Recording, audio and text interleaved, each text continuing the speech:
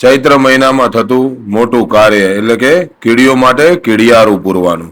અમે બધા ભાઈઓ મળીને નાની નાની પ્લાસ્ટિકની વેસ્ટેજ બોટલો ભેગી કરીને એમાં હોલ કર્યા. બાજરીનો લોટ, ટોપરાની છીણ, તેલ, ઘી જેને જે મળ્યું એ ભેગું કરી અને એ બોટલોમાં હોલ કરીને એને તમામને મિક્સ કરી દીધું. મિક્સ કર્યા બાદ થોડી ટોપરાની જે કાછલીઓ પડી હતી એ અને સરસ સાદી ભાષામાં કહીએ તો એને કુલેરની જેમ અમે બનાવી દીધું. અને પછી બધું જ મિક્સ કરી અને એકદમ રેડી કરીને બોટલોમાં મસ્ત દબાઈને ભરી દીધું. અને થોડું ઘણું જે બીજું પણ હતું એક્સ્ટ્રા એ બધું શ્રીફળોમાં ભરી દીધું.